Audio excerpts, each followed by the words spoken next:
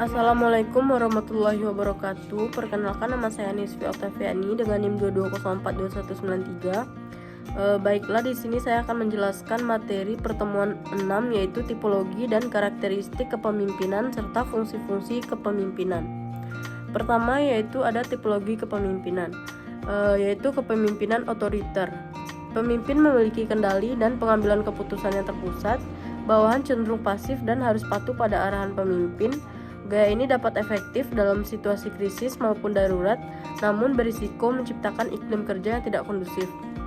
Kemudian ada kepemimpinan transformasional, di mana pimpinan berupaya menginspirasi dan memotivasi bawahan untuk mencapai tujuan yang lebih tinggi. Fokus pada pembangunan visi, stimulasi intelektual, dan perhatian individual. Kemudian gaya ini dapat meningkatkan komitmen, kreativitas, dan kinerja bawahan. Kemudian kepemimpinan transaksional, yaitu pimpinan berfokus pada pertukaran reward dan hukuman untuk memotivasi bawahan, penekanan pada pencapaian target dan penyelesaian tugas, serta gaya ini efektif dalam situasi rutin namun kurang dalam mendorong inovasi. Kemudian karakteristik pimpinan, visi dan orientasi strategis. Pimpinan harus mampu merumuskan visi dan misi serta strategi yang jelas untuk organisasi. Visioning dan perencanaan strategi yang efektif adalah kunci keberhasilan organisasi. Kemudian ada kemampuan komunikasi. Pimpinan harus memiliki keterampilan komunikasi yang baik secara lisan maupun tulisan. Kemudian pengambilan keputusan. Pengambilan keputusan harus mampu membuat keputusan yang tepat dan bertanggung jawab dalam situasi yang kompleks. Pengambilan keputusan yang efektif adalah fondasi bagi kepemimpinan yang berhasil. Kemudian integritas dan keteladanan. Pimpinan harus memiliki integritas dan nilai-nilai serta prinsip yang kuat. Integritas pimpinan berperan penting dalam membangun kepercayaan dan kredibilitas. Fungsi kepemimpinan.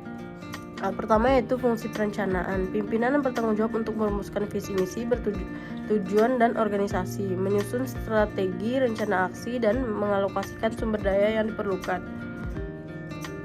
Fungsi perencanaan memberikan arah dan kerangka kerja bagi organisasi.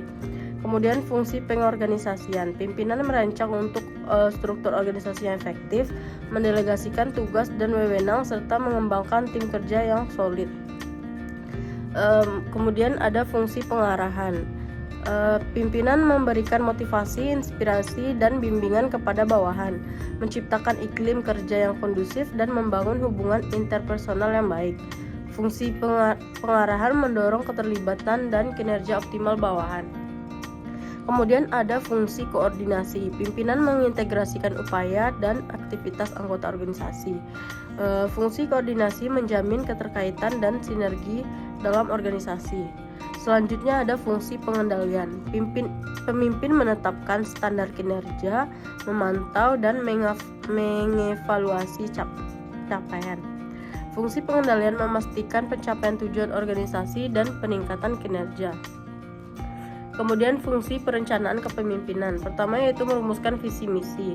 Pimpinan bertanggung jawab untuk merumuskan visi dan misi organisasi yang jelas dan menginspirasi. Perumusan visi dan misi yang tepat memberikan arahan dan motivasi bagi seluruh organisasi. Kemudian menetapkan tujuan dan sasaran. Pimpinan yang menetapkan tujuan strategi organisasi yang spesifik, terukur, dan realistis. Kemudian menetapkan tujuan dan sasaran yang jelas, memberikan fokus dan kejelasan arah bagi organisasi. Kemudian menyusun strategi dan rencana aksi. Pemimpin mengembangkan strategi untuk mencapai tujuan organisasi secara efektif. Kemudian ada mengalokasikan sumber daya. Pemimpin bertanggung jawab untuk mengidentifikasi dan mengalokasikan sumber daya yang dibutuhkan. Alokasi sumber daya yang tepat memungkinkan organisasi untuk menjalankan perencanaan strategis. Kemudian fungsi pengorganisasian kepemimpinan. Pertama yaitu merancang struktur organisasi, di mana pemimpin bertanggung jawab untuk merancang struktur organisasi yang efektif, serta menentukan bagian tugas, tanggung jawab, dan wewenang yang jelas. Kemudian mendelegasikan tugas dan wewenang. Pemimpin mendelegasikan tugas dan wewenang kepada bawahan yang kompeten. Terus mengembangkan tim kerja yang efektif. Pemimpin membangun tim kerja yang solid dan saling berkolaborasi. Kemudian mengelola sumber daya manusia. Pemimpin bertanggung jawab dan mengelola serta mengembangkan sumber daya manusia. Pengelolaan sumber daya manusia yang baik memastikan ketersediaan dan kualitas sumber daya manusia. Kemudian fungsi pengarahan kepemimpinan. Pertama yaitu memberikan motivasi dan inspirasi. Pemimpin bertugas untuk memotivasi dan menginspirasi bawahan dalam mencapai tujuan.